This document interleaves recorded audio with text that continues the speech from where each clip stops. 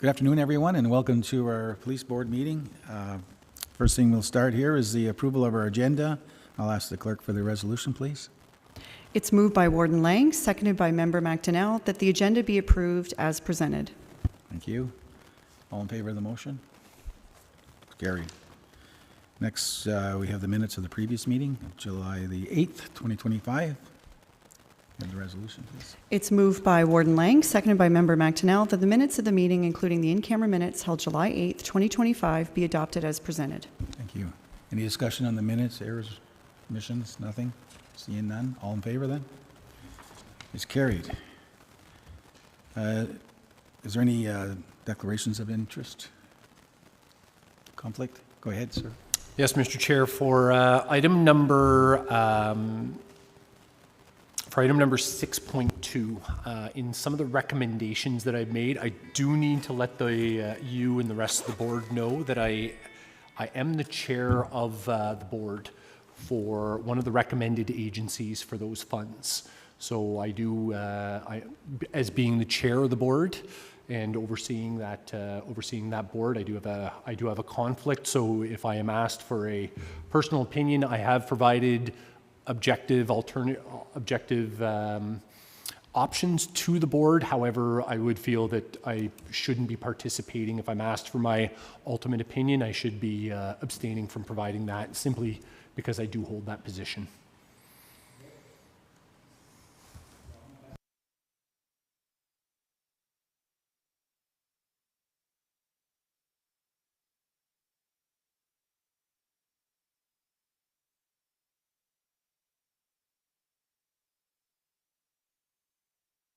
OPP, I just said I didn't do that.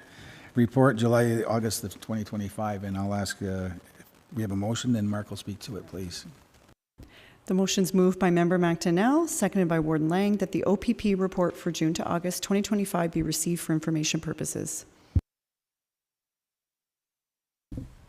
Thank you very much, Mr. Chair. I will apologize to you and the rest of the board, Madam CEO, Madam Clerk. I thought that when I put the report into PDF format, it had numbered the pages, so I will apologize that only the first 2 pages are actually numbered.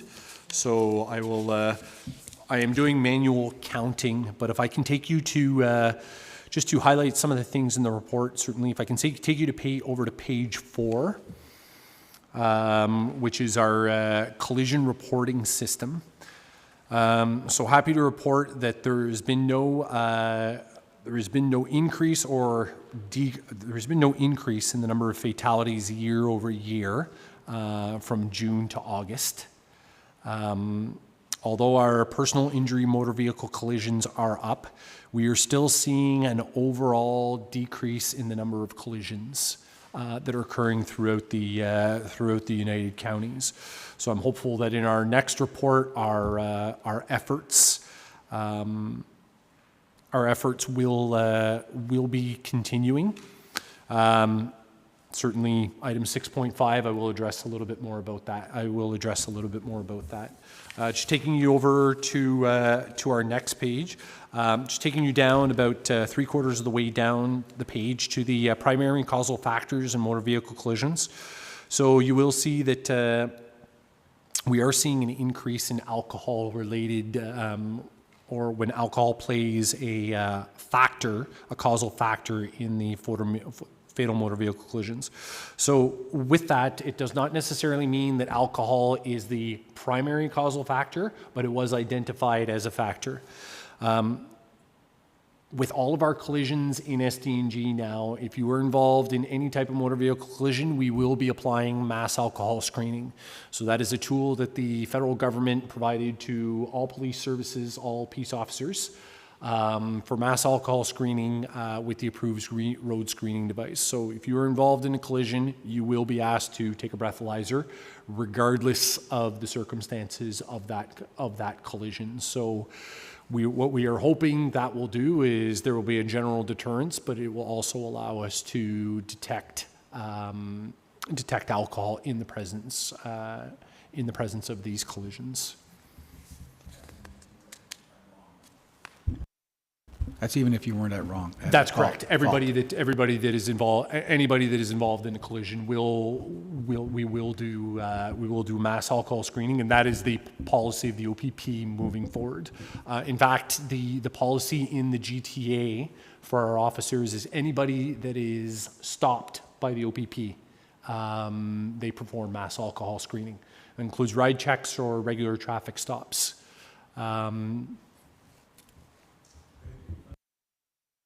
Just wondering, Mark, like, is it comprehensive for drugs as well, or just strictly alcohol? So the mass alcohol screening only applies to the approved screening device. So the roads, what is commonly referred to as, and I only use the common nomenclature amongst the board, is the roadside breathalyzer. If we feel there's any level of impairment by another substance, such as drugs, all of our frontline officers have all gone through standard field sobriety training. So that is now mandatory. The minute you come out of OPC, you go through that training, and any frontline officer from staff sergeant down has had that training. I have had that training as well. So if we feel, we can immediately apply the standard field sobriety training, and then we can, if we feel that there are further grounds or further evaluation that is needed at that time, we can call in a drug recognition expert, to which at the detachment we have 4. We have 4 working, so we're actually very fortunate, because it is a very complex and comprehensive course. And there is somewhat of a hesitation for officers to take it, because the court testimony for that type of offense is very challenging. So you have to really know your stuff and really be able to answer some tough questions in court. On the on-road breathalyzers, are they calibrated every day, or how does that work, and who calibrates them? So they're calibrated. So they are checked for calibration every week, and they are calibrated by a qualified technician. It depends on time and usage. So at the beginning of every officer's shift, when they start and they take out their roadside screening device, they have to run it through they have to run it through some certain tests to ensure that it's operating properly. The devices themselves are fairly foolproof now. So it's self-diagnostic, will tell us something's wrong with it well before the officers, but they still will do a test on it to make sure that it is taking in the proper airflow, to make sure there's no false readings coming up. I would hope that all of our officers would see zeros right across the board.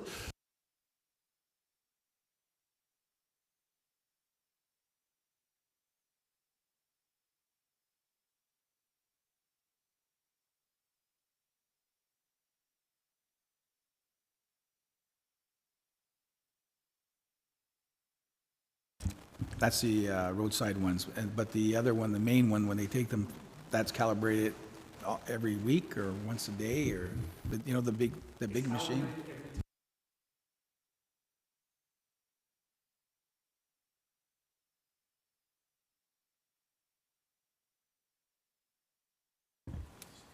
Thank you. The larger ones that we have at the detachment, so that we can pack up in a special suitcase and bring to the hospital or another location, the qualified technician calibrates those, like they qualify and calibrate them every time they do a test. So as a former breath technician, I had to run the instrument through a series of checks and balances to make sure that it was in proper working order. There's an alcohol standard solution, which actually is certified by the Center of Forensic Sciences, that will run a self-calibration, a self-test. So before anybody provides a sample of breath into the instrument, it will actually run a test against a sample to make sure it is in proper working order, and that's how they calibrate the instrument. And if that is off, that instrument is immediately taken out of service. And like they're now hooked up to the network as well. So if there's anything wrong with them, the network knows as well. Like it will tell us, and the instrument will tell us as well.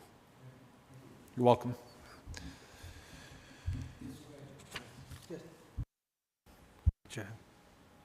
Just quickly, what are the limits that are now in force? Is it .08 or .0? So the legal limit in Canada still exists at 0.08 milligrams of alcohol per 100 milliliters of blood. That is your over 80. And then for a for an immediate roadside suspension, it is 0.050. So that does not result in a criminal charge. It is just an immediate. You were within what we call the warn range, and the warn range is for it results in an immediate roadside driver's license suspension.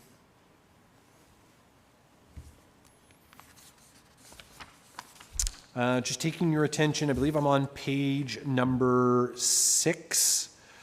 Just looking at the records management and the charge section, just taking you down about halfway down the page to the traffic-related charges. Actually, I'll take you back up. If we look at the Highway Traffic Act charges, as I previously committed to the previous Police Services Board, we had seen, year over year increases in the total amount of Highway Traffic Act charges. We have had a decrease in 2025, and I'm very cognizant of that. But we are working as a team to bring that number back up. And just taking you back down on the traffic relating charges, you can obviously see that our charges as they fall. Number one is and continues to be speeding. After that, it becomes seatbelt offenses, impaired driving, and distracted driving. So those are our big four. Just onto your next page, again from the records management system, just looking at the warnings. I am happy to see that we did put an emphasis on the officers that, although they do have discretion under the Highway Traffic Act, they are giving less warnings now, and they are issuing a few more provincial offences notice. And it's not that I don't find the warnings to be useful and a good educational tool. I certainly think when our officers are pulling people over and they are finding multiple offenses, that they can only issuing one provincial offences notice and a series of warnings is an equally good deterrent. But I think one of the issues we were seeing is our officers were pulling people over and just consistently issuing only warnings, and it just was not having a deterrent effect, because all of our warnings are tracked, and we were seeing in the system that people were receiving multiple warnings without any concrete enforcement action being taken, and the deterrent just was not there. Over to our next page. I know that during our last meeting we'd highlighted the federal statutes, and when we look at the clearance rate, there was the federal statutes, the number of charges or open investigations and clearance rate was quite high. So our federal statutes, certainly those are the ones that apply to our Cornwall Regional Task Force. And when we talk about clearance rates, there are a wide variety of ways that the OPP report back to the federal government on how we clear charges, including that, if an investigation stays open for a certain amount of time, it may show as uncleared, and therefore we're not clearing it. The investigations, as I mentioned last time, when they happen with the Cornwall Regional Task Force, they can go on for years. They are very lengthy, they are very complex. So it certainly does not mean that they are not working on these investigations. It just means that the system is picking up a certain length of time has gone by, and there's been nothing in the cleared category. So it's putting them as not cleared, but the investigations are open and ongoing.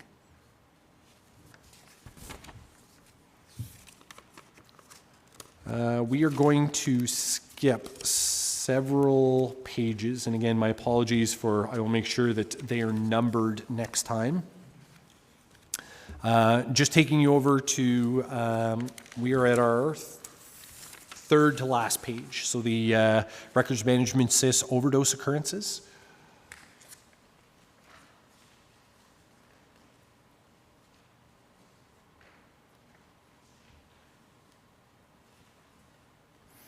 So we are reporting 0 overdose, whether they be fatal or non-fatal occurrences during the reporting period. And year to date, we are only reporting 1, which is very good. I'm very pleased. I'm very pleased with that. I am hopeful that there's a combination of public awareness and good police work to keep the fatal and toxic drugs out of our communities, because I know that many communities across Ontario have not been as lucky as SDG. So I certainly just wanted to highlight that statistic. On the next page, I'm sorry. Just quickly, somebody came up this morning about somebody having to go to the Cornwall Hospital. I'd say sometime in the last couple of months. They went that night and they were told might as well go home because they had 16 overdoses that night. I know that would be the city and the counties. Would that be a really odd, they said it was an extremely high night, but would that be something that would happen, I guess, often, that you might have 10? I just look at these stats compared to what they had at the hospital, and I found that hard to believe. But So I certainly, and thank you, through you, Mr. Chair, I certainly can't speak to what goes into the Cornwall Community Hospital. I do know that I do sit on the overdose prevention committee, where we discuss on a quarterly basis about, what the Eastern Ontario Health Unit is seeing, what our 3 hospitals in the counties and the city are seeing, and then what each individual police service. I know there is a disproportionately high level of overdoses within the city of Cornwall as compared to SDG and A. So that one is probably a very accurate number.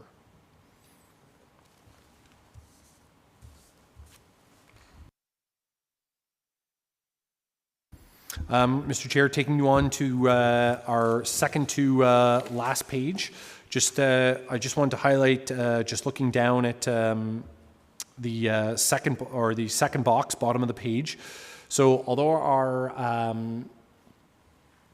our overall Highway Traffic Act charges are down, you will see that our patrol hours have never been higher. So that is a good thing. That means people are out there driving around, and they're out in the communities, and they're being visible. And as I've spoken to, and I know we discuss traffic safety quite a bit, but part of that engagement, right, is having a cruiser driving around, being visible out in our communities. And we know when we talk about the community satisfaction survey as well, we score extremely highly in SDG. People really like the service they receive from the OPP, but we see time and time again, what do you want to see? We want to see a black and white drive down our street now and again. So, and that is proof that those black and whites, the wheels are turning on them, and they're out there. I was in the office just before this meeting. I was checking in with a couple of my patrol constables, and they'd each already logged 2 hours of patrol time, and they were only 6 hours into their shift, which I was very pleased to see and hear. So.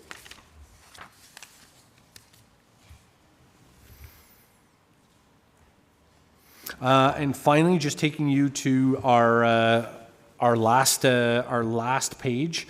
Just wanted to highlight when we look at that top box, our number of victim service referrals. So you can see that year to date, or for the period of June and August, we are very high at 439 with 152 accepted. It's great to see that our officers are engaging with victim services. They are supporting victims of any type of crime, or even if they're not reporting a crime, that our officers are engaging with victim services. And as far as my report, that is all, Mr. Chair, pending any other questions from yourself or any members of the board. Thank you, Mr. Chair. As in always, I appreciate the report. Thank you, Mark. Mark, we discussed here at the last meeting, and I attended a regional meeting on Friday. Are we looking potentially at some point sharing our staffing report? So our overall staffing report, we certainly will get into. The exact staffing report, it's a little more, it is a little more complex. Some of the staffing statistics in there are covered through sort of privacy reasons. So not to get in exactly, but certainly in the rest of the meeting, at a later point, we will be discussing that. Yeah, please. And the only reason I asked is we were at this meeting, and I respect the privilege of confidentiality, but it had come up in regards to different boards comparing different facts, apples, oranges based knowledge. And I think it's important when we do attend these different events that we have that. So I look forward to hearing more from you as we move on. Thank you, Mr. Chair. Thank you.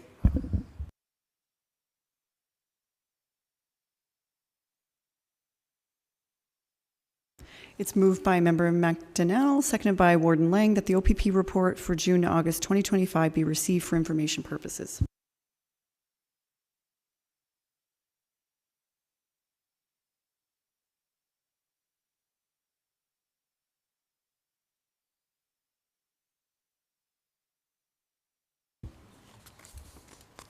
Yes, thank you very much, Mr. Chair. So I will bring you over to, and on your packages, I will bring you over to page 1. So I did prepare a report ahead of time for the board, and some of the members of this board were part of the former board, so you will remember some of the discussions. So there was under the old PSB, there was in 2024 during our quarter 2 meeting, through seized property, seized funds, there was an amount of $33,316.36 that was turned over to the board to determine how it could be spent on community events or community initiatives within the OPP.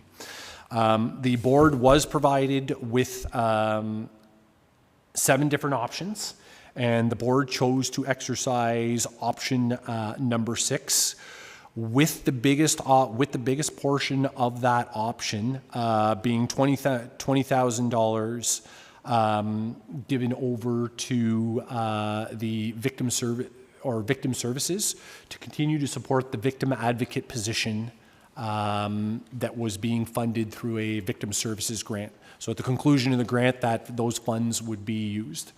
What ended up happening is at the conclusion of the grant, the person that was in that position actually took a full-time other position with victim services, and we were unable to continue. So I, with the executive director of victim services, I said, well, for the time being, I said, in fairness, I said, we should be returning that money to the counties and having further discussions with the board once we knew a little bit more about the CSPA on how those funds could be used. This is where I leave it. This is where I leave it to the board. This is where I leave it to the board. So there currently remains that $20,000 from the previous board, and I have provided three recommendations to the board with regards to those funds. My previous interactions with the ministry with regards to previous orders that had been given by the PSB was they were still valid. That was the direction we were given, so that if the previous PSB had said, you know, there was an allocation of funds and that hadn't been used yet, that they were still valid and they were to move ahead. But now that the funds have been returned, it is for this board to determine what the best course of action for those funds is. So the option number one is to just leave it with the counties, and the board would continue as it always does with the community disbursement. So the board, along with my recommendations, would simply, as we do with the $5,000 every year, we would put it towards community initiatives that we all agree upon. Option number two would be to revisit the original options that were presented to the old PSB and select one of those. And finally, option number three, as we are currently doing with seized property and seized funds, would be to turn the funds over to the Minister of Finance. They would then be placed in the OPP's Consolidated Revenue Fund, and at which time at year end, the Commissioner Creek, as per under the CSPA, would determine which charitable organization the OPP would be supporting as a whole. So every detachment at the moment under the CSPA, any seized funds or auction property, it is turned over to the Minister of Finance through the Consolidated Revenue Fund, and it is up to Commissioner Creek to determine which charitable organization will be the recipient of those funds. I leave those three options up to you. Once again, if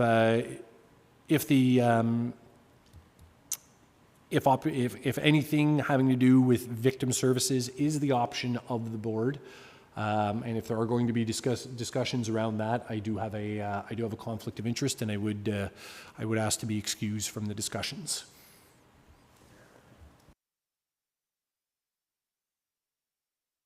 Options in front of us, and personally, I like to keep the money local, and I do like 1 and 2, but I like the number one first option better than the other two, and I just wanted to start this off my way, see what your thoughts are.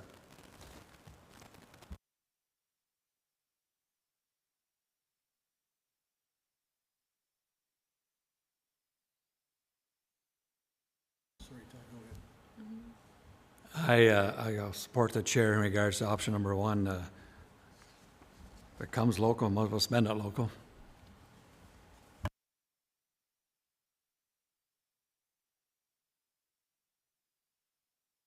Question, Jim? Yeah, through the chair, I was just wondering from a logistics standpoint, the pending victim services grant decision, like we're still waiting to hear, is that my understanding? That decision's been made. That is so. That grant did not concluded. Okay. So for the 2024-25 victim services grant, we never heard back from the ministry, and they're now asking for calls for application for 25-26. So we never heard back about that one. So yeah, there is no that is not moving. That is not moving forward. Okay, thank you. Anyone else want to comment what option they'd rather see? Okay, well, go ahead there, Martin. Thanks, Mr. Chair, and through you. Yeah, I'd be fine with option one. So just for a show of hands, who's all in favor of one? Okay. So through you, Mr. Chair, Mark, did you want to report back maybe at our final meeting with the options then to move forward for that? Yeah, I could do that, Madam Clerk. And we do have $1,800 left in that overall annual pot for community initiatives to add to the 20,000.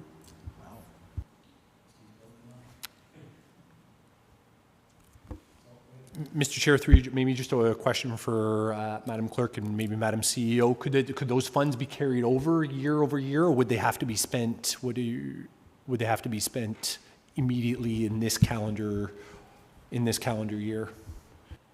I am pretty sure we could carry those funds over. So we'll check with our treasurer, but I think those are our funds to determine how we'd like to choose to disperse them. So I don't believe they need to be dispersed, or that decision doesn't have to happen this year. Thank you. So Mr. Chair, through you, we will confirm through the treasurer, and I will bring another report back and we will move forward from there. Okay, thank you.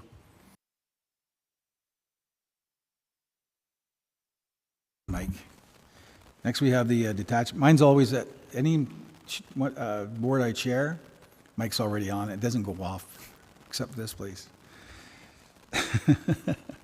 So anyway, we're in 6.3, Detachment Commander Performance Review Process and Action Plan Commitments, and there's no motion for that. Yes, thank you, Mr. Chair, members of the board. As you are aware, there is a detachment commander. So for those of you that were on the previous board, Mr. Chair, Mr. Wirt, so previously under the old PSA, there was the option of for the board to complete a detachment commander evaluation, which this board which the former board did complete for me for the first year. Under the CSPA, it is now mandatory.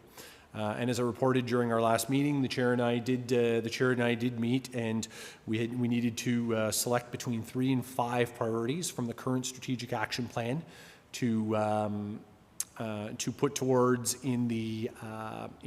towards the detachment commander action plan, which I would be reporting on. I'm happy to report that we have picked the 4 plans, or the 4 priorities, which are in your package. And I've already started to populate the portion of the supported activities. Madam Clerk and I did have some discussion, about there is no secret under the CSPA that these are required. However, there are some other things within the evaluation which might fall under employee confidentiality, including myself. As your detachment commander, so we did not put the entire evaluation in the report. We will seek guidance about whether that is a public document or not, or whether when it is time for the evaluation to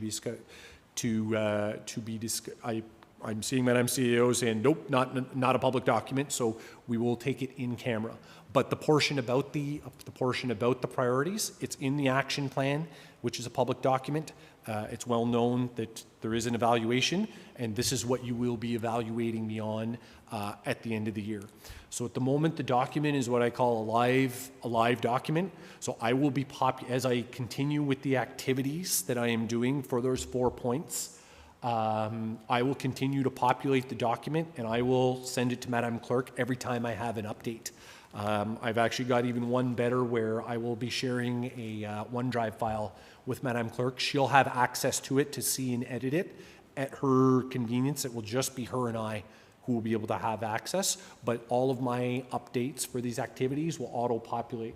So at our next meeting, you will see another update to it with additional activities and how we are doing.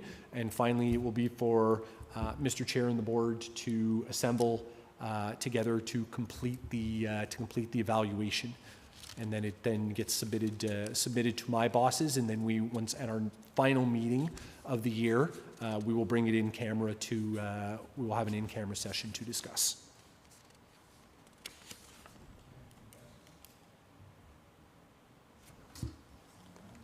I got you before. Next is 6.4, a new strategic action plan, community consultations. Yes, thank you again, Mr. Chair. And lots of changes with the CSPA. As I look at the CSPA and I look at my colleague and friend from the Cornwall Community Police Service, I remarked to her and to the deputy that the role of the detachment commander with the changes in the CSPA is becoming much more like that of a chief of police with the evaluation. So with the new strategic action plan directly in the CSPA, there is an obligation on the detachment commander not just to consult with the board as previously. And under the old PSA, it was you could consult with the board. So the board, to consult with the board about the plan is absolutely necessary. But also there are additional partners that the CSPA mandates me to consult with to start building, such as the school boards, hospitals, and any other community groups that the board might feel are essential to helping me draft the priorities of the next strategic plan. So as I mentioned, the school boards, as soon as we are done this meeting, I am going to be having I'm going to be sending the school boards an email to meet with the superintendents and their safe schools officers. And we are going to be meeting next week to discuss the priorities of the next, what they would like to see from the OPP and from the detachment in the next one. I'll then be meeting with the hospitals, but Mr. Chair, and through you for discussion, I was hoping that the board today could provide me with any other groups or community organizations that they would like me to see consult and bring back to the board for the next strategic action plan, because you will be last to be consulted, because I will prepare a report to say, okay, I've consulted with all of these groups that were mandatory, also those that you have asked me to go out and consult with, and then I will bring their recommendations directly back to you, so the board can put the final touches on recommendations of things that they would like to see within the next strategic and action plan. So, Mr. Chair, I was hoping for some discussion from yourself and the rest of the board on groups they would like to see. All right, I'll start off with Todd. Thank you, Mr. Chair. I appreciate the report and the detail it's going to go into it. I think a big stakeholder that we should consult with, who usually they fly below the radar, but we tend to forget, is the service clubs within the different jurisdictions right across the counties. And I say that for the simple fact is, you know, those are people who are, I call the frontline people who do the volunteer work within our communities, who should be heard. Doesn't always necessarily get what the schools or the local politicians may say, but they are a facet that I think should be heard and appreciated at the same time, as well as recognized by the OPP that they are vital. Martin. Thanks, Todd. Thank you, Mr. Chair, and through you. And I'd like to thank Mark for coming to our council meeting last night. But one thing that you'd mentioned when you're there is that you are setting up a meeting with the local ag community in South Glengarry. And I think the ag community in SDG as a whole should be talked to. They're on the roads a lot with equipment that sometimes is dangerous. They are having more repeated instances of trespassing, this sort of thing. So I just thought maybe consult with them, see what issues they have and what issues they'd like to bring forward. Thank you. Any other suggestions? If we think of something, is there a timeline that we can let you know, or? Through you, Mr. Chair, if you want to, if anybody has any other suggestions or ideas, I will be open to it. I'm starting my consultations next week. I hope to line either the president or the vice president of Cornwall Community Hospital and then the CEO of each of our local hospitals up. Like, I hope to get those done in the next 2 weeks to start with those. And then Todd, with the service clubs, yep, I can definitely reach out to them, Lions Club and so on and so forth. And then the agricultural communities or committees throughout the counties. Yes, I will definitely. I've made note of those. But if there are any other suggestions that anybody else has, they could even be, you know, local religious groups, you know, that might have or local anything else you can think of. Yeah, happy to have those. Jim. I know you work with the local fire departments, but is there a need to discuss, not all with all of them, but with some of them, just to get their latest issues they may have? It's kind of a team approach. And I can absolutely look at those. We do have an obligation for under the CSPA to participate in emergency management and with the community safety and well-being. Those consultations do happen in general, but I can make them more. I can make them more specific. I can also make an extension to the Chief Paramedic, Bill Lester, to say, hey, how can we be doing things better as well. Anything else? Okay, thank you. Next, 6.5, update on request, increased media presence, proactive traffic enforcement activities. Thank you again, Mr. Chair. I hope, and this was a request made directly by Madam CEO. I hope that you have been following our Twitter and Facebook and just general media releases. I know that through another detachment commander's suggestion that I've been forwarding some positive media releases through Madam Clerk and to yourself as well. But if you are not following our East Region social media pages, I would suggest that you start. So we are up 1,000%. We're actually leading East Region in posts. And it's really, I have a group of officers that they text me day, night, nonstop, to the point where our social media accounts in the OPP are restricted to only some, but that are the people that have access to them want to give me access to them because they're tired of getting messages from me. Can you post? Can you post? Can you post? So we've had several very positive ones, and one in fact that got picked up on CTV News, where a driver commented that they were only traveling at what we consider stunt driving speeds along the 401 because they were late for work, and CTV News picked up on that social media post. So we got some. So they are definitely having a positive effect, and we are going to be keeping at them. A smart thing to say. Yes, and thank you for that suggestion, Madam CEO. We will keep at it. Any other questions or comments from Mark before we move into a closed meeting? Seeing none, do you have a motion to go into close, please? It's moved by Member McDonnell, seconded by Warden Lang, that the SDG OPP Detachment Board proceed in camera pursuant to Section 44B of the Community Safety and Policing Act for an OPP staffing discussion. All those in favor?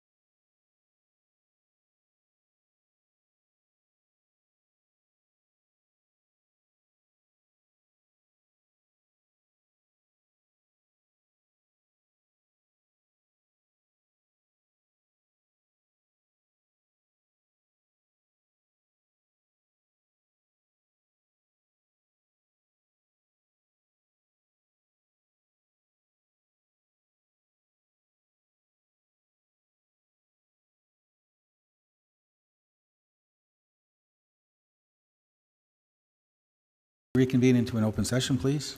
It's moved by Member Lalonde, seconded by Member McDonnell, that the board rise and reconvene in open session without reporting. Thank you. Before we end this meeting, I just wanted to thank you for your reports and all the dialogue and questions and answers we heard today. So thank you. And Maureen, thank you for all your advice. So all in favor of the motion? Motion is carried. Have a good afternoon. To say goodbye. It's moved by Warden Lang, seconded by Member Lalonde, that the meeting adjourn to the call of the chair. All those in favor? Motion's carried.